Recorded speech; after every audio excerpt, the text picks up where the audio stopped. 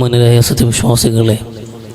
സത്യവിശ്വാസിനികളെ, സർവശക്തനായ അള്ളാഹുവിൻ്റെ വിധിവിലക്കുകൾ അനുസരിച്ച് ജീവിതത്തിലുടനീളം അള്ളാഹുവിനെ തഖ്വ ചെയ്ത് ജീവിക്കണമെന്ന് ആമുഖമായി എന്നോട് നിങ്ങളോട് വസിയത്ത് ചെയ്യുകയാണ്. അല്ലാഹു സുബ്ഹാനഹു വ തആല മുത്തഖീങ്ങളായിട്ട് ജീവിച്ച് മുസ്ലിമായി മരിക്കാനുള്ള തൗഫീഖ് നമുക്കെല്ലാവർക്കും നൽകി അനുഗ്രഹിക്കട്ടെ. പ്രിയമുള്ളവരെ, ബഹുമാനപ്പെട്ട നമ്മുടെ ഉമ്മ ആയിഷ സിദ്ദീഖ റളിയല്ലാഹു തആല അൻഹ ഒരിക്കൽ റസൂലുമൊത്തുള്ള ഒരു മനോഹരമായ നിമിഷത്തെ ഓർത്തെടുത്തുകൊണ്ട് ഒരു കാര്യം അവർ മുന്നോട്ട് വെക്കുന്നുണ്ട്.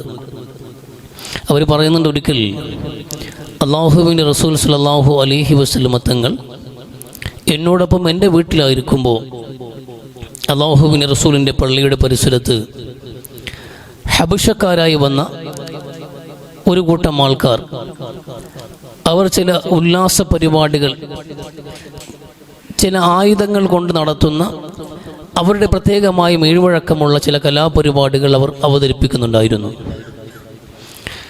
ആ പരിപാടി അവർ അവതരിപ്പിക്കുമ്പോൾ അത് കാണാനായി ഞാൻ റസൂൽ സ്വല്ലല്ലാഹു അലൈഹി വസല്ലമ തങ്ങളുടെ തോളിൽ താടി വെച്ചുകൊണ്ട് എത്തി നോക്കുകയും അള്ളാഹുവിന് റസൂൽ സ്വല്ലല്ലാഹു അലൈഹി വസല്ലമ തങ്ങൾ എൻ്റെ താല്പര്യം മനസ്സിലാക്കി എനിക്ക് വേണ്ടി ഷോൾഡർ താഴ്ത്തി നൽകിക്കൊണ്ട് ആ കാഴ്ച കണ്ട് രസിക്കാൻ എന്നെ അനുവദിക്കുകയും ചെയ്തു. പെട്ടെന്ന് ആ വേദിയിലേക്ക്, ആ രംഗത്തിലേക്ക് ഉമർ ബിൻ ഖത്താബ് റളിയല്ലാഹു അൻഹു കടന്നു വരികയും ആ സംഘം ആൾക്കാരെ ഓടിക്കാൻ വേണ്ടി അദ്ദേഹം മുതിരുകയും ചെയ്തു. പുണ്യ നബി സല്ലല്ലാഹു അലൈഹി വസല്ലമ തങ്ങൾ പറഞ്ഞു, ദഅഹും അംന, അവർ വിട്ടേക്കുക, ഹബശികൾ അവർ കളിക്കട്ടെ, അവർ നിർഭയത്വത്തോടെ സന്തോഷത്തോടെ അവരുടെ ആ കായിക അഭ്യാസ പ്രകടനങ്ങൾ കാഴ്ചവെക്കട്ടെ എന്ന് ഉമറിനെ വിലക്കിക്കൊണ്ട് റസൂലുള്ളാഹി സ്വല്ലല്ലാഹു അലൈഹി വസല്ലമ തങ്ങൾ അവർക്ക് അനുവാദം കൊടുക്കുകയുണ്ടായി.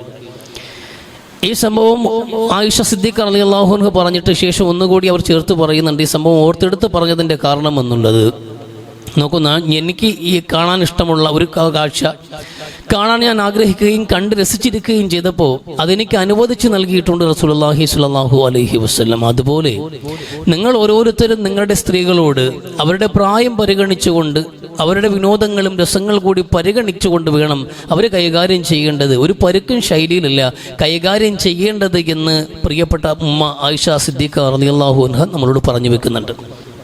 ഇവിടെ ഈ സംഭവത്തിൽ രണ്ട് ദൃശ്യങ്ങൾ നമുക്ക് കാണാൻ കഴിയുന്നുണ്ട്. ഒന്ന്, ഒരു കൂട്ടം ആൾക്കാർ കായിക വിനോദങ്ങളിൽ ഏർപ്പെടുന്നു, അത് അള്ളാഹുവിൻ്റെ റസൂലും പ്രിയപ്പെട്ടവളും നോക്കിക്കാണുന്നു എന്നുള്ളതാണ്. അപ്പോൾ വിനോദങ്ങളുമായി ബന്ധപ്പെട്ട്, കളിയും കായിക വിനോദങ്ങളുമായി ബന്ധപ്പെട്ട് ഇസ്ലാമിൻ്റെ കാഴ്ചപ്പാട് എന്താണ്, നിലപാട് എന്താണ് എന്ന വിഷയത്തിൽ ഒരു വ്യക്തത ഇവിടെ ഈ സംഭവത്തിൽ തന്നെയുണ്ട്. ഈ വിഷയം എന്തുകൊണ്ട് ഞാനിവിടെ പറയുന്നു, ഏത് സാഹചര്യത്തിലാണ് പറയാൻ ഉദ്ദേശിക്കുന്നത് എന്നൊക്കെ വ്യക്തമാണ്.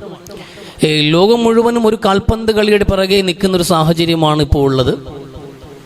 അപ്പോൾ ആ ഒരു കായിക വിനോദവുമായി ബന്ധപ്പെട്ട് മുസ്ലിം പക്ഷം എന്താണ്, അല്ലെങ്കിൽ മുസ്ലിമീങ്ങൾ എങ്ങനെയാണ് ഈ കുത്തൊഴുക്കിനിടയിൽ ജനങ്ങൾ മുഴുവനും അതിലേക്ക് ഫോക്കസ് ചെയ്യുകയും ആ നിലയിലേക്ക് കാര്യങ്ങൾ നീങ്ങുകയും ചെയ്യുമ്പോൾ നമ്മുടെ ആൾക്കാരോട് നമുക്ക് എന്താണ് ഇതിൽ പറയാനുള്ളത് എന്നത് വ്യക്തതയുണ്ടാകണം. അപ്പോൾ അതുകൊണ്ട് ചില കാര്യങ്ങൾ ഈ കായിക വിനോദങ്ങളുമായി ബന്ധപ്പെട്ട് ഇസ്ലാമിൻ്റെ നിലപാട് എന്താണെന്നുള്ളതാണ്.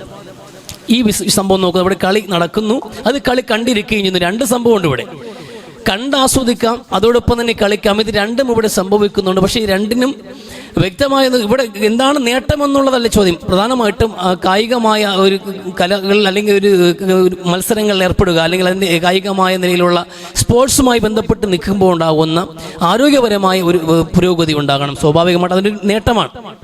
ശാരീരികമായ ഒരു കായികമായിട്ടുള്ള ഒരു ഉന്മേഷം, അതോടൊപ്പം തന്നെ മാനസികമായ ഉന്മേഷം, ഇത് രണ്ടും പരിഗണിക്കപ്പെടുന്നുണ്ട്. മാനസികമായ ഉന്മേഷങ്ങൾക്ക് വേണ്ടിയിട്ട് ദീനൊന്നും ഒരിക്കലും വിരസമല്ല. നമ്മളത് വ്യക്തമായി മനസ്സിലാക്കാം. നമ്മൾ മതം എന്ന് പറയുമ്പോൾ അത് സന്തുലിതമായ ഒരു ജീവിത വീക്ഷണം കൂടിയാണ് ഇസ്ലാം എന്നുള്ളത്. ഇത് ജനങ്ങളുടെ, മനുഷ്യന്മാരുടെ ഹിതങ്ങളെയും അവരുടെ ഇച്ഛകളെയും താല്പര്യങ്ങളെയും പൂർണ്ണമായി നിരാകരിക്കുന്നൊരു സമീപനമല്ല ഇസ്ലാമിനുള്ളത്. അത് നമ്മൾ തെറ്റായി ധരിക്കുന്ന കാര്യമാണ്. പ്രത്യേകിച്ച് നമ്മളിപ്പം പ്രായമായി കഴിയുമ്പോൾ ജീവിതത്തിൻ്റെ കെട്ടുപാടുകളിലേക്ക് കടന്നു വരുമ്പോൾ കടമകളും കടപ്പാടുകളും കൊണ്ട് ജീവിതത്തിൻ്റെ വിനോദങ്ങളിൽ ഒന്നും ഏർപ്പെടാൻ കഴിയാത്തൊരു പ്രായത്തിലേക്ക് നമ്മൾ എത്തിക്കഴിയുമ്പോൾ കുട്ടികൾ പോലും കളിക്കുന്നതിനോട് വിയോജിക്കുന്ന, ഈ കളിയും ചിരിയും തമാശകളൊന്നും നമുക്ക് പറഞ്ഞിട്ടില്ല എന്ന നിലയിൽ ഒരു നിരാകരണ മനോഭാവം നമുക്കിടയിൽ കണ്ടുവരുന്നുണ്ട്. അതൊരിക്കലും തീർച്ചയായിട്ടും ഇസ്ലാമികമല്ല. റസൂലുള്ളാഹി സ്വല്ലല്ലാഹു അലൈഹി വസല്ലമ തങ്ങൾ പോലും റസൂലായത് 40 വയസ്സിന് ശേഷമാണ്. നമ്മൾ ആലോചിക്കണം, ചെറിയ കുട്ടിയല്ല, കുട്ടികളുടെ വിഷയത്തിലാണ് കൂടുതൽ കളിയുമായി ബന്ധപ്പെട്ട് നിൽക്കുക. റസൂലുള്ളാഹി മദീനയിലേക്ക് ഹിജറ പോയി അവിടെ വന്നതിന് ശേഷം ചില പ്രദേശങ്ങളിലൂടെ കടന്നു പോകുമ്പോൾ, ചില ഏരിയകൾ കടന്നു പോകുമ്പോൾ റസൂലുള്ളാഹി കൊച്ചുകാലത്ത് ഉമ്മയുമൊത്ത് വരികയും ആ നാട്ടിൽ താമസിച്ചപ്പോൾ കളിച്ചു നടന്ന ഏരിയകളും കാണുമ്പോൾ അതൊക്കെ ഓർക്കാറുണ്ടായിരുന്നു എന്നാണ്. പ്രവാചകന്റെ ചരിത്രം നമ്മൾ ശ്രദ്ധിക്കുന്ന 40 വയസ്സിന് ഇപ്പുറത്താണ് പ്രധാനമായിട്ടും. നുബുവത്തിന് ശേഷം അപ്പോഴത്തേക്കും വളരെ വളർച്ച മുറ്റിയ വളരെ വ്യക്തമായ ഒരു മധ്യവയസ്കനായ റസൂൽ മാറി ചെറുപ്പക്കാരനായി മാറിയിട്ടുണ്ട്. ജീവിതത്തിൽ ഉത്തരവാദിത്തങ്ങൾ ഒരുപാടുണ്ട് റസൂലിന്. ഒരു പിതാവായി മാറിയിട്ടുണ്ട് റസൂലുള്ളാഹി, ഒരു ഭർത്താവായി മാറിയിട്ടുണ്ട് റസൂലുള്ളാഹി. അതിനു മുമ്പ് ചെറിയ പ്രായം, കുട്ടിപ്രായത്തിൽ റസൂൽ കളിച്ചു നടന്നിട്ടുണ്ട്. കുട്ടികൾ കളിക്കുന്നതിനെ വിലക്കിയിട്ടുമില്ല റസൂലുള്ളാഹി സ്വല്ലല്ലാഹു അലൈഹി വസല്ലം. റസൂലും ചില കളികൾ കളിച്ചിട്ടുണ്ട്. നമുക്കറിയാം, ആയിഷ ബീവിയുമായിട്ട് നടത്തിയ ഓട്ട മത്സരം ഏത് പ്രായത്തിലാണ്? തൻ്റെ ഭാര്യയുടെ പ്രായം പരിഗണിച്ചുകൊണ്ടുകൂടിയാണ് ആ ഓട്ട മത്സരം നടക്കുന്നത്. അതിൽ മാനസികമായ ഒരു ഉന്മേഷമുണ്ട് തൻ്റെ പ്രിയപ്പെട്ടവൾക്ക് എന്ന്. അതോടൊപ്പമല്ല, റസൂലുള്ളാഹിയും അത് സന്തോഷത്തോടെ എന്ത് ചെയ്തിട്ടുണ്ട്, ആ കളിയിൽ ഏർപ്പെട്ടിട്ടുണ്ട് എന്ന് നമുക്ക് കാണാൻ കഴിയുന്നുണ്ട്. അത് മാത്രമല്ല, റസൂലുള്ളാഹി സ്വല്ലല്ലാഹു അലൈഹി വസല്ലമ തങ്ങൾ മത്സരങ്ങൾ സംഘടിപ്പിച്ചിട്ടുണ്ട്. കുതിരയോട്ട മത്സരങ്ങൾ നടത്തിയിട്ടുണ്ട്. അത് യുദ്ധത്തിന് വേണ്ടി തയ്യാറാക്കി നിർത്തിയിട്ടുള്ള കുതിരകളുടെ മത്സരം നടത്തിയിട്ടുണ്ട്. അല്ലാതെ യുദ്ധത്തിന് ഉപയോഗിക്കാത്ത കുതിരകളെയും എന്ത് ചെയ്തിട്ടുണ്ട്, സ്വാഭാവികമായി യാത്രയ്ക്ക് മാത്രം ഉപയോഗിക്കുന്ന കുതിരകളുടെയും ഓട്ടപ്പന്തയം നടത്തിയിട്ടുണ്ട് റസൂലുള്ളാഹി സ്വല്ലല്ലാഹു അലൈഹി വസല്ലമ. അതുപോലെ തന്നെ ഒട്ടകങ്ങളുടെ ഓട്ട മത്സരം നടക്കാറുണ്ടായിരുന്നു ആ നാട്ടിൽ. അങ്ങനെ നടക്കുമ്പോൾ അവിടെ എല്ലാ തവണയും വിജയിക്കാറുള്ളത് ഒലുബാഗ് എന്നു പേരുള്ള അള്ളാഹുവിൻ്റെ റസൂലിൻ്റെ ഒട്ടകമായിരുന്നു എന്നതും ചരിത്രത്തിൽ കാണാൻ കഴിയും. പുണ്യനബി സ്വല്ലല്ലാഹു അലൈഹി വസല്ലമ തങ്ങളുടെ ഒട്ടകം നിരന്തരമായ മത്സരത്തിൽ വിജയിക്കും. എല്ലാ തവണയും മത്സരം വെക്കുമ്പോൾ റസൂലിൻ്റെ ഒട്ടകം വിജയിക്കുക. റസൂലിൻ്റെ ഒട്ടകം നിരന്തരമായി വിജയിച്ചു കൊണ്ടേയിരുന്നു. പക്ഷെ ഒരിക്കൽ മാത്രം ഒരു അറേബ്യൻ ഗ്രാമീണന്റെ ഒട്ടകവും മത്സരത്തിൽ പങ്കെടുത്തു. ഒരു പുതിയ പങ്കാളി അയാളുടെ ഒട്ടകത്തെ കൊണ്ടുവന്നു. പക്ഷെ ആ ഒട്ടകം ജയിച്ചു. സ്വാഭാവികമായും സഹാബാക്കൾക്ക് വലിയ വിഷമായി പോയി. റസൂലിൻ്റെ ഒട്ടകം എല്ലാ തവണയും വിജയിക്കുന്ന ഒട്ടകമാണ്. ആ റസൂലിനോടുള്ള ഇഷ്ടവും റസൂലിൻ്റെ ഒട്ടകം ജയിക്കുന്നതിലുള്ള സന്തോഷവും സഹാബാക്കൾ മറച്ചു വെക്കാറില്ല. അതുകൊണ്ട് അത് വ്യക്തമായി അവർക്ക് പ്രകടമാക്കിയിരുന്നു. ഒരിക്കൽ തോറ്റുപോയപ്പോൾ അവർക്ക് വിഷമമായി. ആ വിഷമം അവർ പങ്കിട്ടു റസൂലെ, എന്നാലും ഈ ഒട്ടകം ഒതുമാവ് തോറ്റുപോയല്ലോ എന്ന്. പുണ്യ നബി സ്വല്ലല്ലാഹു അലൈഹി വസല്ലമ തങ്ങൾ അവരോട് പ്രതികരിച്ചത്, അള്ളാഹുവിൻ്റെ ഒരു നടപടിക്രമമാണ്. ലോകത്ത് ജയിച്ചു നിൽക്കുന്നത് എന്തും പരാജയം രുചിക്കുക എന്നുള്ളത് അടച്ചവൻ്റെ ഒരു സംവിധാനമാണ് എന്ന് പുണ്യ നബി സ്വല്ലല്ലാഹു അലൈഹി വസല്ലം. ഒരിക്കലും വിജയമെന്നുള്ളത് സ്ഥായിയായി ഒരു വ്യക്തിയിലേക്കോ അല്ലെങ്കിൽ സമൂഹത്തിലോ കേന്ദ്രീകരിച്ച് നിൽക്കില്ല. വിജയവും പരാജയവും വന്നു പൊക്കൊണ്ടേയിരിക്കും. അത് ജീവിതമാണ്. ആ ജീവിതത്തെ അള്ളാഹു അങ്ങനെയാണ് ചിട്ടപ്പെടുത്തിയത്. ഒരിക്കലും വിജയം നിരന്തരമല്ല, ഒന്നിനുമെന്ന് റസൂലുള്ളാഹി സ്വല്ലല്ലാഹു അലൈഹി വസല്ലം തങ്ങൾ ആ ഓട്ട മത്സരത്തിൻ്റെ വിജയത്തെ ഉൾക്കൊണ്ടു. ഏതാ ഗ്രാമീണനായ ഏതോ നിസാര മനുഷ്യൻ വന്ന് ഉന്നതനായ പ്രവാചകൻ മുഹമ്മദ് നബിയുടെ ഒട്ടകത്തെ തോപ്പിച്ചു എന്നൊരു ഈഗോയും അവിടെ ഉണ്ടായിട്ടില്ല ആർക്കും. അതിൽ ഒരു മോശം തോന്നിയിട്ടില്ല. എന്നാലും ആ ഒട്ടകം ജയിച്ചെങ്കിൽ നബിയോടൊരു ഇഷ്ടം എന്ത് ചെയ്തിട്ടുണ്ട്. സ്വാഭാവികമായിട്ട് ആ മത്സരം നടക്കുമ്പോഴൊക്കെ ഈ ഒട്ടകം ജയിക്കണമെന്ന് അവർ ആഗ്രഹിക്കാൻ കാരണമായിട്ടുണ്ട്. അല്ലെങ്കിലും അത് സ്വാഭാവികമായി മനുഷ്യ സഹജമായ ഒരു ഗുണമാണ്. ഇപ്പോൾ ഇവിടെ ഫാനിസം നമുക്കിടയിൽ ഒരു വിവാദം നമ്മൾ പൊതുവെ കാണുന്നുണ്ട്. ഫാനിസം ഒരു ടീമിനോട് അല്ലെങ്കിൽ ഒരു താരത്തോടുള്ള അധികമായ ഒരു അഭിനിവേശം മൂത്തിട്ട് ഒരു ഫാൻ ബോയ് ആയി നിന്നുകൊണ്ടുള്ള രീതികളെ കണ്ടുവരുന്നുണ്ട്. പക്ഷെ ആ രീതിയിൽ എല്ലാം ഇവിടെ ഞാൻ കളിക്കാം, കളി കാണാം, ഇതൊക്കെ അനുവദിക്കുമ്പോൾ എല്ലാത്തിനും ഒരു ലിമിറ്റേഷൻ ഉണ്ട് എന്നത് വ്യക്തമാക്കണം.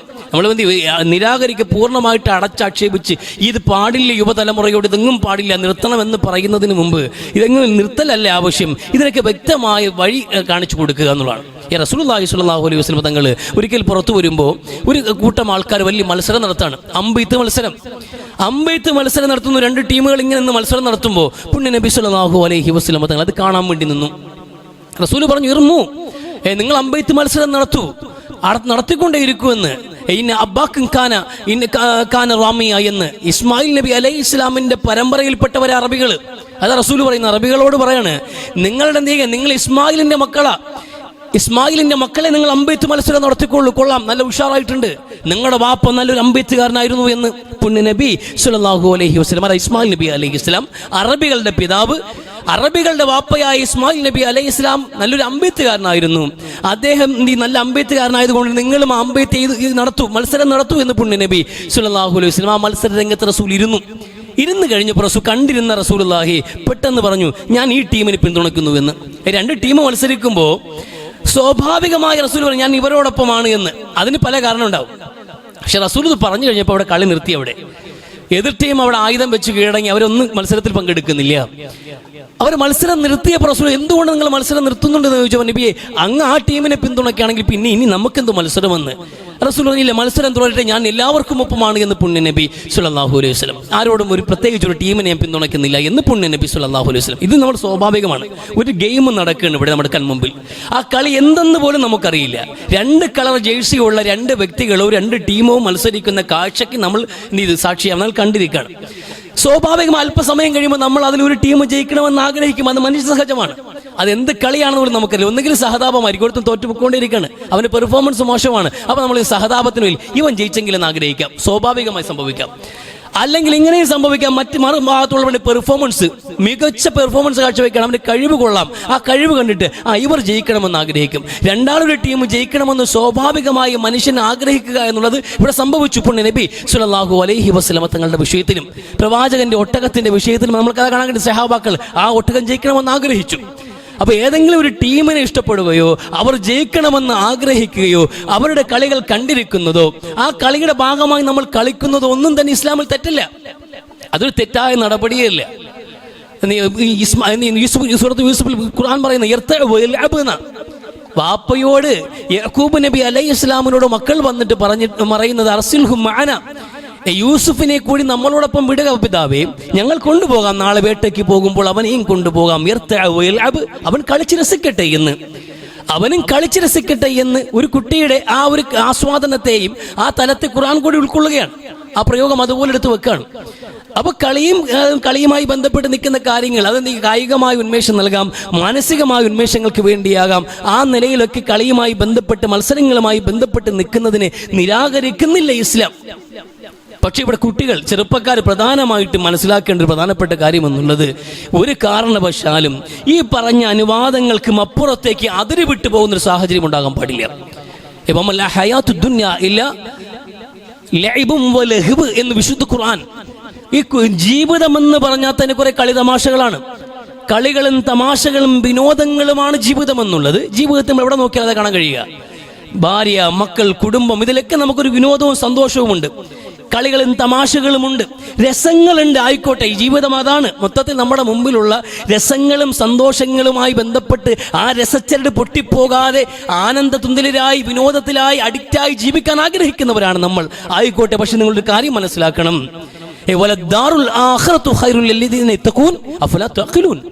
നിങ്ങൾ ചിന്തിച്ച് മനസ്സിലാക്കുക മനുഷ്യരെ. നിങ്ങൾ വികാരങ്ങൾക്ക് അടിമപ്പെടുമ്പോൾ നിങ്ങളുടെ വിവേകങ്ങൾ എവിടെ പോയി എന്ന് ഖുർആൻ. എല്ലാത്തിനോടും വൈകാരികമായൊരു പ്രതികരണമാണ് യുവതലമുറ കാഴ്ചവെക്കുന്നത്. പ്രായഭേദമന്യേ അറബ് നാട്ടിലൊക്കെ പോയാൽ നമ്മുടെ നാട്ടിൽ കാണുന്നതിനേക്കാൾ വലിയൊരു ഫുട്ബോൾ ജ്വരം ബാധിച്ചവരാണ് അറബി നാട്ടിലെ ജനങ്ങൾ. അത് പ്രായഭേദമന്യേ ജനങ്ങളെ ബാധിച്ചിരിക്കുന്ന വല്ലാത്തൊരു ഭ്രാന്തായി മാറിയിട്ടുണ്ട്. ഈ നമ്മുടെ നാട്ടിലും ഇത് വ്യാപകമായി കൊണ്ടിരിക്കുകയാണ്. ഇത് ഇവിടെ മനസ്സിലാക്കാൻ നിങ്ങൾ ചിന്തിക്കും മനുഷ്യരെ. വിവേകം നിങ്ങൾക്ക് ഇവിടെ നഷ്ടപ്പെടുന്നത് വികാരങ്ങൾക്ക് അടിമപ്പെടുമ്പോൾ. നിങ്ങൾക്കറിയുമല്ലോ, വല ദാറുൽ ആഖിറത്തു ഖൈറുൽ ലല്ലദീന യത്തഖൂൻ. യഥാർത്ഥ മുത്തഖീങ്ങളുടെ ഏറ്റവും പരമമായ ലക്ഷ്യം എന്താണ്? പാരത്രിക വിജയമാണ്, പരലോകമാണ്, പടച്ചവന്റെ തൃപ്തിയാണ്. എന്നിരിക്കുമ്പോൾ പടച്ചവന്റെ തൃപ്തിയോ പരലോകമോ നഷ്ടപ്പെടുത്തുന്ന വിധത്തിൽ ഒന്നും പാടില്ല. ദുനിയാവിന്റെ ഒരു സന്തോഷവും പാടില്ല, ഒരു സുഖങ്ങളും പാടില്ല, ഒരു കളികളും കായിക വിനോദങ്ങളും പാടില്ല. ഇത് വ്യക്തമായി മനസ്സിലാക്കുക. ഈ തലമുറ മനസ്സിലാക്കുക. നിങ്ങൾ കളിക്കുന്നതിനോടോ ഒരു കളിക്കുന്ന ടീമുമായി ബന്ധപ്പെട്ട് നിൽക്കുന്നതിനോടോ ആ കളി കാണുന്നതിനെയോ നിരാകരിക്കുന്നില്ല ഇസ്ലാം. അത് നിങ്ങളുടെ പ്രായമാണ്, ജീവിതത്തിന്റെ ആവേശമാണ്, നിങ്ങളുടെ ആനന്ദവും സന്തോഷവുമാണ്, തടയുന്നില്ല ഇസ്ലാം. പക്ഷെ നോക്കൂ, നിങ്ങൾ ഇതിനൊക്കെ മേതെ ഏതെങ്കിലും ഒരു ടീമിന്റെ കളിയോ അല്ലെങ്കിൽ ഫുട്ബോളോ ക്രിക്കറ്റോ അതിനുമൊക്കെ അപ്പുറത്തേക്ക് നമുക്ക് അല്ലാഹു അനുവദിച്ചു നൽകിയ മഹത്തായ നിഅമത്താണ് നമ്മുടെ മക്കൾ, നമ്മുടെ സമ്പത്ത്. പക്ഷെ ഈ സന്താനങ്ങളും സമ്പത്തുക്കൾ പോലും ലാ തുൽഹിക്കും അംവാലുക്കും വല ഔലാദുക്കും അൻ ദിക്രില്ല. അല്ലാഹുവിന്റെ ദിക്ർ പരമമായ ജീവിത ലക്ഷ്യത്തിന് തടയാൻ പാടില്ലല്ലോ. നമ്മുടെ മക്കളോടുള്ള സ്നേഹം, ആ നമ്മുടെ സമ്പത്തിനോടുള്ള താല്പര്യം, ഇത് രണ്ടും നമുക്ക് അനിവാര്യമായ അള്ളാഹു നൽകിയ നിഅമത്തായിരിക്കുമ്പോൾ തന്നെ അമിതമായ സമ്പത്തിനോടുള്ള താല്പര്യമോ അമിതമായ പുത്രവാത്സല്യമോ നമ്മളെ അള്ളാഹുവിന്റെ ദിക്റിൽ നിന്ന് തടയാൻ പാടില്ല എന്നിരിക്കുമ്പോൾ കേവലം വിനോദം, വിരസമായി ജീവിതം പോകാതിരിക്കാൻ വേണ്ടി മാത്രം മാനസികമായ ഉന്മേഷത്തിനോ കായികമായ ക്ഷമതയ്ക്കോ വേണ്ടി ഒരു മനുഷ്യൻ ഏർപ്പെടാൻ അനുവദിച്ചിട്ടുള്ള വിനോദങ്ങളുടെ പേരിൽ അള്ളാഹുവിനെ മറന്നു പോവുക, അള്ളാഹുവിന്റെ അധ്യാപനങ്ങളെ വിസ്മരിക്കുക, പടച്ചവന്റെ ചിട്ടകളെയും റസൂലിന്റെ ചിട്ടകളെയും മറികടക്കുക, ഒരിക്കലും യോജിക്കാൻ കഴിയുന്ന കാര്യമേ അല്ല, അനുവദിക്കാൻ കഴിയുന്ന കാര്യമല്ല മനുഷ്യർ. ഇതൊരിക്കലും അനുവദിക്കില്ല. കാണാം, കളിക്കാം, ഇതൊക്കെ അനുവദിക്കുമ്പോഴും ഇതൊരിക്കലും അള്ളാഹുവിനെയും റസൂലിനെയും ധിക്കരിക്കുന്ന രൂപത്തിലാകാൻ പാടില്ല. ആത്യന്തികമായി നമ്മുടെ ജീവിത ലക്ഷ്യങ്ങൾക്ക് വിരുദ്ധമായി നിൽക്കാൻ പാടില്ല എന്നുള്ള വിഷയത്തിൽ വിവേകശാലികൾ ഉണരണം. അഫലാ തഅഖിലൂൻ, ഖുർആന്റെ ചോദ്യം ഇതാണ്. നിങ്ങൾ ചിന്തിക്കുന്നില്ലേ? ചിന്തിക്കുക മനുഷ്യരെ. നന്മയായ അനുഗ്രഹങ്ങൾ പോലും, തിന്മയാണെങ്കിൽ പോലും തെറ്റായി നിൽക്കുന്ന കാര്യങ്ങൾ, പിന്നെ ഉപാധികൾ വേറെയുണ്ട്, വിനോദത്തിന്റെ ഉപാധികൾ. ഇന്നമൽ ഖംറു വൽ മൈസിറു വൽ അൻസാബു വൽ അസ്ലാം, ഈ പറയും മദ്യവും ചൂതാട്ടങ്ങളും തുടങ്ങിയിട്ടുള്ള ഓരോ പ്രവൃത്തികളുണ്ടല്ലോ, ഇതൊക്കെ അള്ളാഹു വിശുദ്ധമാക്കിയിരിക്കുകയാണ്. എന്തുകൊണ്ടാണ് നിയമം?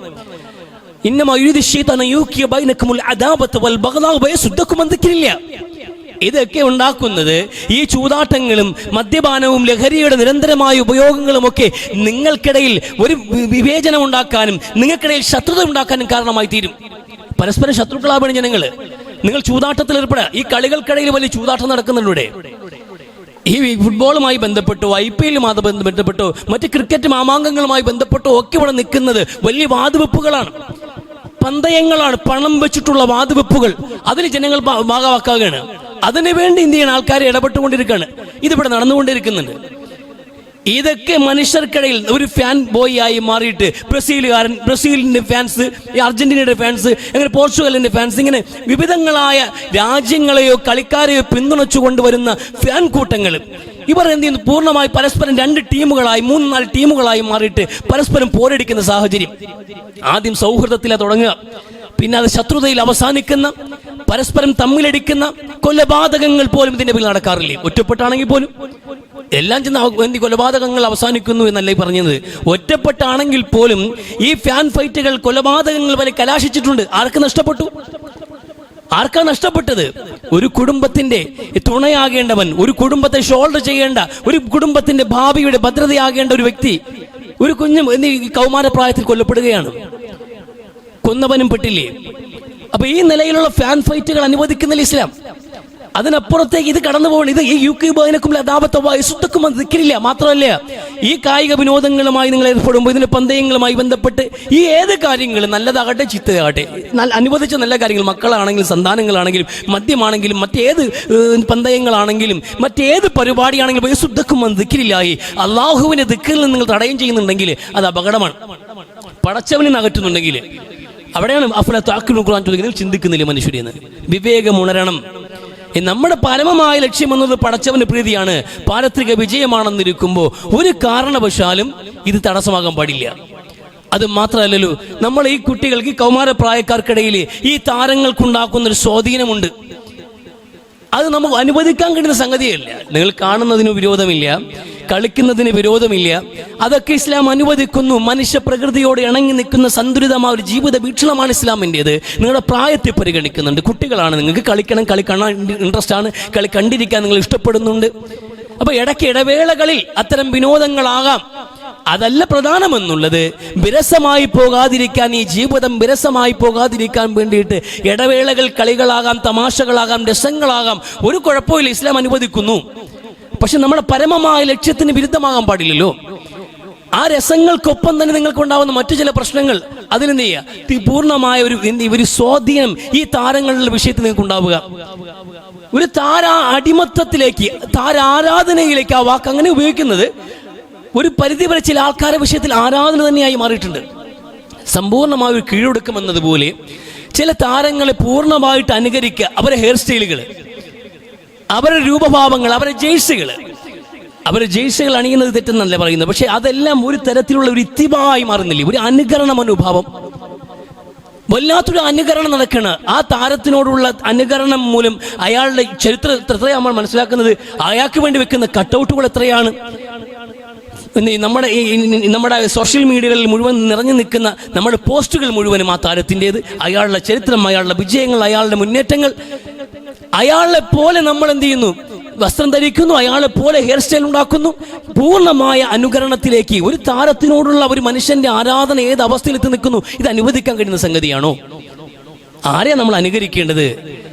ഈ പറയപ്പെടുന്ന താരങ്ങൾ, ഈ സിനിമാ താരങ്ങളാകട്ടെ, കായിക താരങ്ങളാകട്ടെ, അതിൽ മാതൃകാപരമായി ജീവിക്കുന്ന വ്യക്തികൾ ഉണ്ട് കേട്ടോ. മനോഹരമായി വ്യക്തിത്വം സൂക്ഷിക്കുന്ന ആൾക്കാരുണ്ട്.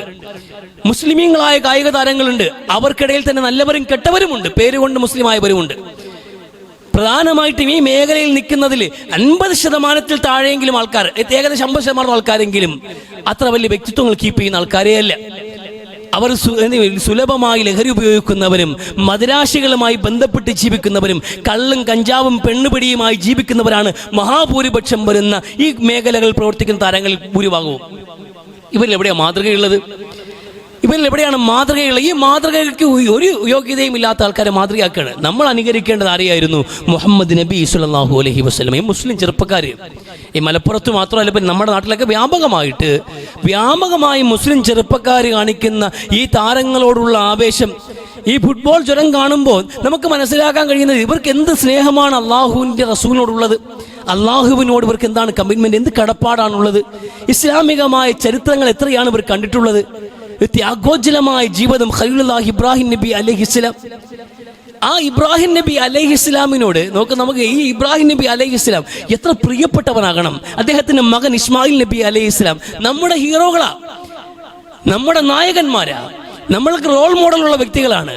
എത്ര മനോഹരമായ അവർ ജീവിതം ഇവിടെ കാഴ്ചവെച്ചിട്ടുണ്ടെന്നറിയാം. അവരുടെ ജീവിതത്തിന്റെ ചരിത്രമുറങ്ങുന്ന മണ്ണിൽ ഇന്നും ഹജ്ജിന്റെ പ്രവർത്തനങ്ങൾ പൂർത്തിയാക്കി വിശ്വാസികൾ മടങ്ങി നാട്ടിലെത്തിയിട്ടേ ഉള്ളൂ.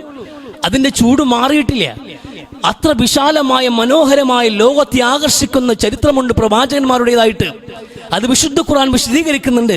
മുഹമ്മദ് നബി സ്വല്ലല്ലാഹു അലൈഹി വസല്ലമയുടെ ജീവിത ചരിത്രമുണ്ട്. അത് ഒപ്പിയെടുത്ത സഹാബത്തിന്റെ ചരിത്രമുണ്ട്. എത്ര മനോഹരമായ ചരിത്രമാണ്. അതിങ്ങനെ ദൃശ്യവൽക്കരിക്കപ്പെട്ട് കാണണമെന്നില്ല മനുഷ്യരെ. അക്ഷരങ്ങളോട് നിങ്ങൾ വായിച്ചാൽ പോലും നിങ്ങളെ കീഴടക്കാൻ പോകുന്ന ചരിത്രമുണ്ട് ഈ സഹാബത്തിൻ്റെത്, പ്രവാചകന്മാരുടേതായി. അതങ്ങനെ കേൾക്കാനോ പഠിക്കാനോ ആ ചരിത്ര പുരുഷന്മാരുടെ സ്വാധീനമോ നമുക്കുണ്ടാവുന്നില്ല. അവരുടെ ജീവിത മാതൃകകൾ ഒപ്പിയെടുക്കാനുള്ള ആവേശം നമ്മുടെ തലമുറക്കില്ല. ഇല്ല, നമുക്കിവിടെ ഇവരാണ് ഇവിടുത്തെ താരങ്ങൾ നിയന്ത്രിക്കും. ഒരു പ്രസ് മീറ്റിന് വേണ്ടി ഇരുന്ന റൊണാൾഡോ, അയാളുടെ മുമ്പിൽ ഇരുന്ന ആ പ്രസ് മീറ്റിന്റെ പ്രധാന സ്പോൺസർ കൊക്കക്കോള കമ്പനിയാണ്.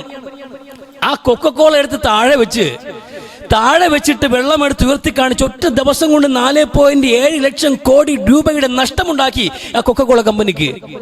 ഒരു ദിവസം അടുത്ത ദിവസം മഹാഭൂരിപക്ഷം ചെറുപ്പക്കാർ ആ കുപ്പി കയ്യിലെടുത്തില്ല, കുടിച്ചില്ല എന്ന്. എന്തുകൊണ്ട്? ഒരു താരത്തിന് ഇവിടെയുള്ള സ്വാധീനമാണ്. ഇതാർക്കറിയാം? ഇവിടുത്തെ കോർപ്പറേറ്റുകൾക്ക് വ്യക്തമായിട്ട് അറിയാം. അതുകൊണ്ട് ബൂസ്റ്റിന്റെയും പെപ്സിയുടെയും കൊക്കക്കോളയുടെയും മെറിന്റയുടെയും തുടങ്ങിയിട്ടുള്ള ഇത്തരം ഡ്രിങ്ക് ഫ്രൂട്ടുകളുടെയും അതിനൊക്കെ ഇത്തരം ഉൽപ്പന്നങ്ങളുടെയും ഈ ഡ്രിങ്ക്സുകളുടെയും ഒക്കെ പരസ്യക്കാരായിട്ട് ഇവരെ മുമ്പിൽ കൊണ്ടുവെക്കുന്നത്. ഇവിടെ പാക്കുകളുടെ മറ്റേ ലഹരി പദാർത്ഥങ്ങളുടെ പോലും പരസ്യങ്ങൾക്ക് നായകന്മാരെ കൊണ്ടുവെക്കാണ്, താരങ്ങളെ കൊണ്ടുവെക്കാണ്. എന്തിനാണ്? ഇത് കാണുമ്പോൾ ഇവരെ കണ്ട് ശീലിക്കണമല്ലോ. അതുകൊണ്ട് അവർക്ക് ചെയ്യുന്ന കണ്ടു കഴിഞ്ഞാൽ പിന്നെ അത് വാങ്ങിച്ചുപയോഗിക്കാൻ ഒരു തലമുറ ഇവിടെ ഉണ്ട് എന്ന്. അതുകൊണ്ട് കോടികൾ കൊടുത്ത് പരസ്യങ്ങൾ ചിത്രീകരിക്കുക ഈ താരങ്ങൾക്ക്. ഈ താരങ്ങൾ ഇത് ഉപയോഗിക്കുന്നതായി കാണിക്കും. അവർ ഉപയോഗിക്കാറില്ല നിത്യജീവിതത്തിൽ. അവർ കോടികൾ കൈപ്പറ്റിയിട്ട് ഒരു രംഗം മാത്രം ഷൂട്ട് ചെയ്ത് വിടും. ഇത് നിരന്തരമായി ചാനലുകളിലൂടെയും സോഷ്യൽ മീഡിയയിലൂടെയും ജനങ്ങളിലേക്ക് എത്തും. ഈ കൗമാരം അത് അനുകരിക്കാൻ തയ്യാറാകും. അവർ ഉപയോഗിക്കുന്ന പാൻ പാക്കുകൾ അതിനെ വാങ്ങിച്ചിട്ട് എന്ത് ചെയ്യുക? ഈ പാൻ മസാലകൾ വാങ്ങിച്ച് ഉപയോഗിക്കുന്ന രീതി, അവർ ഉപയോഗിക്കുന്ന ഈ പറയുന്ന ഉൽപ്പന്നങ്ങൾ ഉപയോഗിക്കാൻ അവർക്ക് താല്പര്യം, അവർ കൊണ്ടുവരുന്ന ട്രെൻഡുകൾ, അവർ പരസ്യം ചെയ്യുന്ന മാർക്കറ്റ് ചെയ്യുന്ന വസ്ത്രധാരണം, അത് ഏറ്റെടുക്കാൻ ഒരു തലമുറ. അതൊക്കെ നമ്മൾ ഈ വാരി അണിഞ്ഞിട്ട് അതൊക്കെ ഒരു മോഡലായി അതൊക്കെ നമ്മൾ ഉപയോഗിച്ചിട്ട് നമ്മൾ എന്ത് ഒരു കാലാനുസൃതമായി നിൽക്കുന്ന ഈ കാലഘട്ടത്തിന്റെ പൗരന്മാരാണ് എന്ന് നമ്മൾ വീമ്പ് കൊണ്ട് സ്വയം നടക്കുകയാണ്. ഇതാണ് ട്രെൻഡെന്ന്, ഇതാണ് ഇപ്പോഴത്തെ സ്റ്റൈലെന്ന്. ആരോടെ മനുഷ്യർ പറയുന്നത്? നമുക്ക് അവസാനം വരെയും ജീവിച്ച് മരിക്കാനുള്ള എല്ലാ മോഡലിങ്ങും പഠിപ്പിച്ചു തന്നു ഇസ്ലാം. എങ്ങനെയാണ് നിങ്ങൾ ചമയേണ്ടത്, എങ്ങനെയാണ് നിങ്ങൾ ഒരുങ്ങേണ്ടത്, എവിടെയാണ് നിങ്ങൾ കായിക വിനോദങ്ങൾ ഏർപ്പെടേണ്ടത്, ഏത് രൂപം വരെയാണ് നിങ്ങൾക്ക് പോകാവുന്നത്, എല്ലാം അനുവദിച്ചില്ല ഇസ്ലാം. ഇസ്ലാമിന് എന്താ പറയാതെ പോയത്? നിങ്ങൾ തലമുടിയുടെ വിഷയത്തിലാണെങ്കിലും വസ്ത്രത്തിന്റെ വിഷയത്തിലാണെങ്കിലും നിങ്ങൾ കളികളും കായിക വിനോദങ്ങളുമായി ബന്ധപ്പെട്ട വിഷയത്തിലാണെങ്കിലും നിങ്ങൾ ഭക്ഷണത്തിന്റെ വിഷയത്തിലാണെങ്കിലും എല്ലാ വിഷയങ്ങളിലും നിങ്ങളോട് പറയാനുള്ളതെല്ലാം ഇസ്ലാം പറഞ്ഞു കഴിഞ്ഞു. അതൊന്നും നോക്കാനും പഠിക്കാനും ജീവിതത്തിലേക്ക് പകർത്തിയെടുക്കാനും നമുക്ക് താല്പര്യമില്ല. ഈ പുതിയ തലമുറ ആലോചിക്കണം, ചിന്തിക്കണം, വളരെ ഗൗരവത്തോടുകൂടി തന്നെ ചിന്തിക്കണം. അല്ലെങ്കിൽ ഒരു വിധേയത്വം, ഒരു താര ആരാധനയായി മാറുന്നതും അതിൻ്റെ പേരിൽ പൈസകൾ മുടക്കുന്നതും പിന്നെ സാമൂഹ്യ വിരുദ്ധരായി പ്രവർത്തിക്കുക, ഇതിൻ്റെ പേരിൽ നടു റോഡുകളിലെ നമ്മളെ ആൾക്കാർ പ്രധാനമായിട്ട് നമ്മളെ ഒന്ന് വളരെ ഗൗരവപ്പെട്ട ചില കാര്യങ്ങൾ മനസ്സിലാക്കുക. ഇവിടെ എല്ലാവർക്കും എല്ലാം ആവാം എന്നതുപോലെ നമ്മൾ ആവാൻ നിൽക്കില്ല. ഈ കാലഘട്ടത്തിൽ പ്രത്യേകിച്ച് ഇവിടെ ഒരു ഫാൻസുകാർ ഒരുപാട് പേരുണ്ട്. എല്ലാ ജാതിയിലും മതത്തിലും പെട്ട ആൾക്കാരുണ്ട്. ഈ ഫുട്ബോളുമായി ബന്ധപ്പെട്ടും ക്രിക്കറ്റുമായി ബന്ധപ്പെട്ടുമൊക്കെ ഇതിന് കിക്ക് ഓഫ് തുടങ്ങിയത് മുതൽ ഇങ്ങോട്ട് ആൾക്കാർ അവസാനം ഫൈനൽ വിസിൽ മുഴങ്ങുന്നത് വരെയും ഈ റോഡിൽ വല്ലാത്ത പേക്കൂത്തുകൾ ഈ ചെറുപ്പക്കാരുടെ ഭാഗത്തുനിന്നുണ്ടാകും. അത് തർക്കമുള്ള കാര്യമില്ല. അതുകൊണ്ട് ചില ക്ലേശങ്ങളും ഉണ്ടാകും, ചില അനിഷ്ട സംഭവങ്ങൾ ഉണ്ടാകും, ചില ബുദ്ധിമുട്ടുകൾ ജനങ്ങൾക്കുണ്ടാകും. ചിലപ്പോൾ ആക്സിഡന്റുകളാകാം, ചിലപ്പോൾ ചില അപകടങ്ങളാകാം, തമ്മിൽ തല്ലാകാം, ചില ഫൈറ്റുകളാകാം, ചില മരണം വരെയാകാം. ഇത് ഏതെങ്കിലും ജാതിക്കാരനോ മതക്കാരൻ്റെയോ ഏരിയയിലോ അവർക്കിടയിലോ സംഭവിച്ചാൽ അത് ആ നിലയിലങ്ങ് പോകും. ആ വാർത്തകൾ അങ്ങനെ നിൽക്കും. പക്ഷെ നമ്മുടെ കുട്ടികളാണ് ഈ പേക്കൂത്ത് കാണിച്ച അവസാനം എന്തെങ്കിലും ഒരു സംഭവം ഉണ്ടാകുന്നതെങ്കിൽ അതിന് വേറെ പേരാണ് ഇവിടെ. അതിന് എങ്ങനെയെങ്കിലും അച്ചുനിരത്ത് ദിവസങ്ങൾ ചർച്ച ചെയ്യാൻ ഈ ഫുട്ബോൾ ജിഹാദ് എന്നൊരു ജിഹാദ് കൂടി നമ്മുടെ മണ്ടയിൽ വെച്ച് കെട്ടി അത് 5 ചർച്ചയ്ക്ക് 5 ദിവസം കൊണ്ടുപോകാൻ വേണ്ടിയിട്ട് കാത്തിരിക്കുന്നവരാണ് ഇവിടുത്തെ മീഡിയകൾ.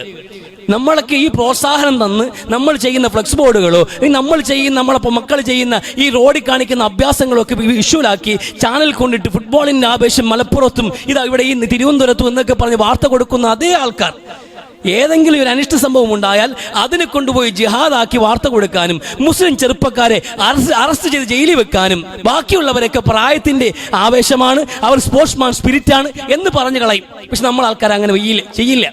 അങ്ങനെയെങ്കിലും ഉള്ളൊരു ബോധം നമുക്ക് വേണ്ടേ? ചുറ്റുപാട് എന്ത് നടക്കുന്നു എന്നെങ്കിലും ചിന്തിക്കുന്ന ഒരു മനോഭാവം ഉണ്ടാവണ്ടേ?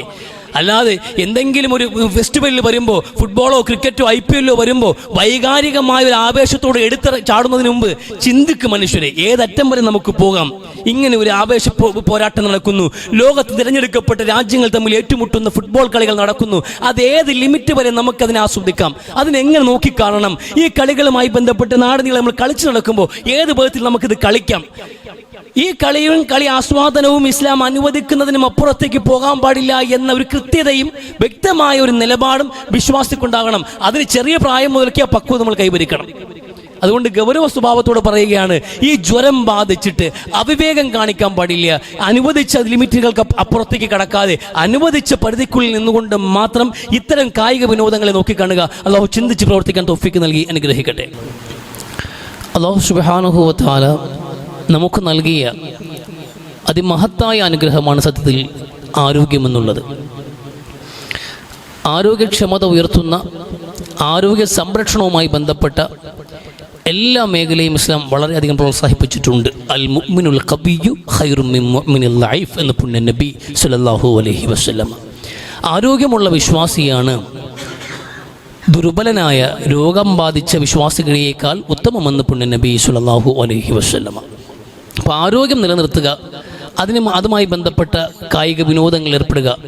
റസൂൽ വലി അനുവദിച്ച അല്ലിമു ഔലാദക്കുമു സിബാഹ വറമായത വറുകുബൽ ഖൈൽ എന്ന് പുണ്യ നബി സല്ലല്ലാഹു അലൈഹി വസല്ലം. മക്കളെ നീന്തൽ പഠിപ്പിക്കണം, അമ്പെയ്ത്ത് പഠിപ്പിക്കണം, കുതിരസവാരി പഠിപ്പിക്കണം. ഇതൊക്കെ നിത്യജീവിതത്തിൽ ആവശ്യമുള്ളതും അവരെ കായികക്ഷമത ഉയർത്തുന്നതുമായ കാര്യങ്ങളാണ്. അതൊക്കെ പഠിപ്പിക്കാമെന്ന് റസൂലുള്ളാഹി സ്വല്ലല്ലാഹു അലൈഹി വസല്ലം തങ്ങൾ പറയുന്നുണ്ട്. അപ്പം നമ്മുടെ ഈ കായിക വിനോദങ്ങളിൽ ആരോഗ്യപരമായ പുരോഗതിയും വളർച്ചയും സംരക്ഷണവും ഒരുക്കുന്ന കാര്യങ്ങളിൽ ഏർപ്പെടുന്നത് ഈ വിധത്തിൽ കൂടി നമുക്ക് അനുവദിക്കപ്പെട്ടൊരു കാര്യമാണ്. പക്ഷേ നമ്മുടെ ഈ കാലഘട്ടത്തിൽ ഇപ്പോൾ ഒരു ട്രെൻഡ്, നമ്മളെപ്പോഴും എല്ലാത്തിനും ട്രെൻഡിനെ പറയുകയാണല്ലോ നമ്മൾ പോവുക. ഇപ്പോൾ പ്രധാനപ്പെട്ട ഒരു ട്രെൻഡാണ് ഈ ജിമ്മിൽ പോവുക എന്നുള്ളത്. നമ്മൾ ആരോഗ്യ സംരക്ഷണത്തിൻ്റെ ഭാഗമായിട്ടൊരു ജിം എന്നുള്ളത് ഒരു ട്രെൻഡായി മാറിയിട്ടുണ്ട് പുതിയ തലമുറയിൽ. അപ്പോൾ ജിമ്മിൻ്റെയൊക്കെ അനിവാര്യത എന്തുകൊണ്ടുണ്ടായി നോക്കുമ്പോൾ നമ്മളുടെ ഒരു ഭക്ഷണക്രമവും ജീവിതക്രമത്തിലും വന്ന വലിയ മാറ്റങ്ങളാണ്. പഴയകാലം ഇപ്പോഴും യൂട്യൂബിലും മറ്റുമൊക്കെ പഴയ കാലത്ത് ഒരു 10-20 വർഷം അല്ലെങ്കിൽ 15 വർഷമെങ്കിലും പിറകോട്ടുള്ള ചില കല്യാണങ്ങളും മറ്റുമൊക്കെ ചില വീഡിയോസുകളൊക്കെ പഴയ കാലത്ത് ഇതൊക്കെ കാണാൻ കഴിയുന്നുണ്ട്. ഒരു മനുഷ്യന് നമുക്ക് ചീർത്ത കവിളുകളോ ഈ ചാടിയ വയറുകളോ ഒന്നും ആർക്കും അങ്ങനെ കാണാറില്ല അവിടെ. അപ്പം നമ്മുടെ ഭക്ഷണക്രമങ്ങളും ജീവിതക്രമങ്ങളും ഒക്കെ മാറി. നമ്മൾ അധ്വാനിക്കുന്ന രീതിയില്ല, നടക്കുന്ന സ്വഭാവം നമുക്കില്ല. നമുക്ക് അന്ന് നടത്തയും സൈക്കിളി ഓട്ടലൊക്കെയാണ് നമ്മുടെ വാഹനം. നടത്തമാണ് കൂടുതലും. ഒരു 1/2 കിലോമീറ്റർ 3/4 കിലോമീറ്റർ 1 കിലോമീറ്റർ എന്നൊക്കെ പറഞ്ഞാൽ നമുക്കൊരു ദൂരമല്ല അന്ന്.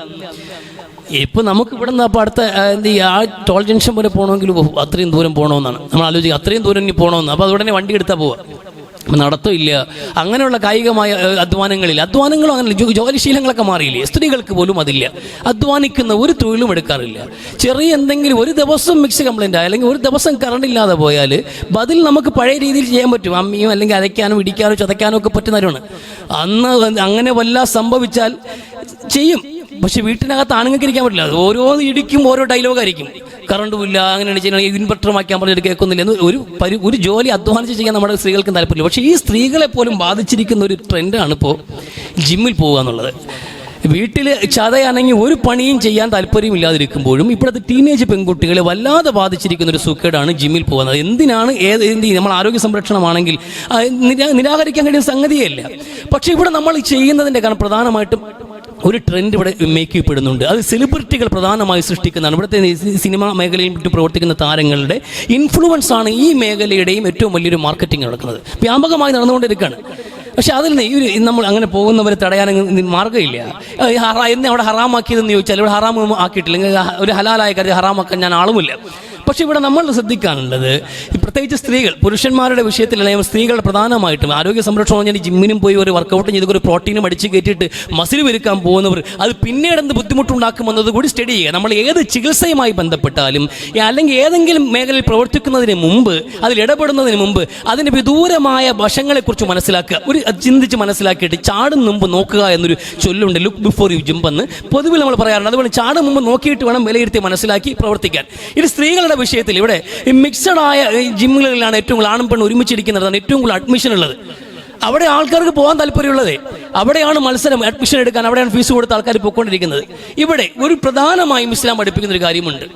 ഇവിടെ ഒരു 40 സെക്കൻഡിലേറെ ഒരു പുരുഷനെ ഒരു സ്ത്രീയെ നോക്കി നിന്നാൽ കേസെടുക്കാൻ വകുപ്പുള്ള കുറ്റകൃത്യമായാണ് ഇന്ത്യയുടെ ഭരണഘടന പോലും ഒരു നീതിന്യായ വ്യവസ്ഥ പോലും ഒരു നിയമം കൊണ്ടുവന്നിട്ടുള്ളത്. അപ്പം നോട്ടം കുറ്റമാകുന്നുണ്ട് എങ്കിൽ ലൈംഗികമായ സംതൃപ്തി ഒരു മനുഷ്യൻ നോട്ടത്തിലൂടെ കിട്ടും എന്ന് തന്നെയാണ് കാര്യം. ഒരു പരസ്ത്രീയെ ലൈംഗികമായ താല്പര്യത്തോടെ 40 സെക്കൻഡിലേറെ നോക്കി നിൽക്കുക എന്നുള്ളത് കുറ്റമാകുന്നുണ്ട് എങ്കിൽ അത് അയാൾക്ക് സെക്സ്വലി ഒരു സാറ്റിസ്ഫാക്ഷൻ ഈ നോട്ടം കൊടുക്കുന്നുണ്ട് എങ്കിൽ ആ നോട്ടത്തിന് ഇരയാകുന്ന വിധത്തിൽ വസ്ത്രങ്ങൾ ധരിച്ചുകൊണ്ട് ഒരു പെണ്ണും ഒരു പൊതു സ്ഥലത്തും പ്രത്യക്ഷപ്പെടാൻ പാടില്ല. അത് ഇസ്ലാമിന്റെ നിയമമാണ്. അത് മനസ്സിലാക്കുക. ഒരു ജിമ്മിൽ പോകുമ്പോൾ സ്വാഭാവികമായിട്ടും നിങ്ങൾക്ക് മുഖമക്കനെയും പർദ്ദ ഇട്ടുകൊണ്ടൊന്നും വർക്കൗട്ട് ചെയ്യാൻ കഴിയില്ല. അപ്പോൾ സ്വാഭാവികമായിട്ടും അതിന് ചേരുന്ന വസ്ത്രങ്ങൾ ധരിക്കേണ്ടി വരും. ഒരു പെണ്ണിന്റെ നിന്യപന്നതകൾ പുരുഷന്റെ മുമ്പിൽ കാഴ്ചവെക്കുന്ന ഒരു പരിപാടി ഇസ്ലാം അനുവദിക്കുന്നില്ല. ഇതൊരു ട്രെൻഡ് പിടിച്ചിട്ട് മക്കളെ ഇറക്കി വിടുക. അവിടം വരെ ഈ നിക്കാബ് അടക്കം ഉണ്ടാവും, അവിടെ ചെല്ലുന്നത് വരെ. അവിടെ ചെന്ന് ഇതിൽ ഏർപ്പെടുമ്പോൾ അവിടെ ഒരു ആണും പെണ്ണും മിങ്കിളായി നിൽക്കുന്നിടത്ത് നിങ്ങൾക്ക് എന്ത് ജിമ്മാണ്? അത് ഗൗരവത്തോടെ മനസ്സിലാക്കുക. ഇത് ഒരു ട്രെൻഡാക്കിയിട്ട് മനുഷ്യർ വഴിതെറ്റാൻ ഏതൊക്കെ വഴികളെന്നറിയാം മുമ്പിലുള്ളത്. ആ കൂട്ടത്തിൽ ഒന്നായി ഇത് മാറിക്കൊണ്ടിരിക്കുകയാണ്. ഈ ഡ്രസ്സിൽ തന്നെ ചില ആൾക്കാർ പോകുന്നു, അതേ ഡ്രസ്സ് തിരിച്ചു വരുന്ന റോഡിലൂടെ. ഉളുപ്പ് എന്ന് പറയുന്ന സാധനം നമ്മുടെ മക്കൾക്ക് നഷ്ടപ്പെട്ടുകൊണ്ടേയിരിക്കുകയാണ്. ഈ ലജ്ജ എന്ന് പറഞ്ഞ സഹജമായ മനുഷ്യന്റെ വലിയൊരു ക്വാളിറ്റി ഉണ്ടല്ലോ, ലജ്ജ എന്നുള്ളത്. ഇതെല്ലാം എന്ന് പുണ്യനബി, ലജ്ജ നഷ്ടപ്പെട്ടാല് ഞാൻ ഈ പറയുന്നത് പോലെ നിങ്ങൾക്ക് വെറുപ്പായി തോന്നും. നിങ്ങൾ എൻ്റെ കൂടി ശത്രുവാകും. നിങ്ങൾക്ക് ലജ്ജ നഷ്ടപ്പെട്ടിരിക്കുകയാണ്. അത്തരം ആൾക്കാരോട് നിലപാട് പറഞ്ഞിട്ട് കാര്യമില്ല. എല്ലാ പ്രവാചകന്മാരും പറഞ്ഞൊരു വാക്ക് ഇതാണ് എന്ന് പുണ്യനബി സ്വല്ലല്ലാഹു അലൈഹി വസല്ലം. നാണമില്ലെങ്കിൽ പിന്നെ തോന്നിയതുപോലെ ആയിക്കോളൂ, പറഞ്ഞിട്ട് കാര്യമില്ല എന്ന്. അതുകൊണ്ട് സഹജമായ ലജ്ജ നഷ്ടപ്പെട്ടാൽ സ്ത്രീകളൊക്കെ നീ എത്ര മൂടി പിടിച്ചാലും വസ്ത്രം കറക്റ്റാണോ എന്ന് അവർ സ്വയം നോക്കുകയാണ്. ഇപ്പൊ സ്വയം നോക്കുന്നുണ്ട് സ്ത്രീകൾ അവരുടെ ശരീരത്തിലേക്ക് എല്ലാം കറക്റ്റായി കാണുന്നുണ്ടോന്നാ ഒന്നുകൂടി പരിശോധിക്കും. എല്ലാം കറക്റ്റായി കാണുന്നുണ്ട്. മറ്റുള്ളവരുടെ കണ്ണുകൾക്ക് വിരുന്നാകണമെന്ന് തീർച്ചപ്പെടുത്തിയതുപോലെയുള്ള വസ്ത്രധാരണങ്ങളും അത്തരം ആൾക്കൂട്ടങ്ങൾക്കിടയിലേക്ക് വ്യക്തമായ പ്ലാനിങ്ങോടെ വന്നു നിൽക്കുന്ന ഏർപ്പാടുകളും അതിലൊന്ന് ഇത് ആയി മാറിയിട്ടുണ്ട്. ജിമ്മിന് പോണ്ടെന്നല്ലേ പറഞ്ഞത്. പക്ഷെ ഇത്തരം രീതിയിലുള്ള പോക്ക് അനുവദിക്കാൻ കഴിയുന്ന കാര്യമല്ല. നമ്മുടെ മക്കളെങ്കിലും നിയന്ത്രിക്കാൻ കഴിയണം. അല്ലെങ്കിൽ അവർക്ക് വേണ്ടി സെപ്പറേറ്റ് ആയ ഏരിയ ഉണ്ട്, സെപ്പറേറ്റ് ആയ ടൈമുണ്ട്. എങ്കിലാകാം ഇന്ന് ആ സമയത്ത് മാത്രം, ആ സമയത്തേക്ക് അല്ലെങ്കിൽ ആ രീതിയിലേക്ക് മാത്രം നിൽക്കുന്ന രീതിയാണ് ഏറ്റവും നന്നായിട്ടുള്ളത്. ഇപ്പൊ ജിം ജിഹാദും വന്നിട്ടുണ്ട്. ഈ രീതിയിൽ മ്യൂസിക്കൊന്നും ഇല്ലാതെ സ്ത്രീകൾക്ക് പ്രത്യേകം പുരുഷന്മാർക്ക് പ്രത്യേകം ഒരു ജിമ്മ് ഞാൻ തുടങ്ങിയിട്ടുണ്ട് എന്ന് സ്വാഭാവികമായിട്ട് എല്ലാവരും ഇവിടെ നമുക്ക് ഈ ഫാമിലി സൗകര്യമുണ്ട്, ലേഡീസിന് പ്രത്യേകം കമ്പാർട്ട്മെന്റ് ഉണ്ട്, ലേഡീസിന് പ്രത്യേകം സീറ്റിംഗ് ഉണ്ട്.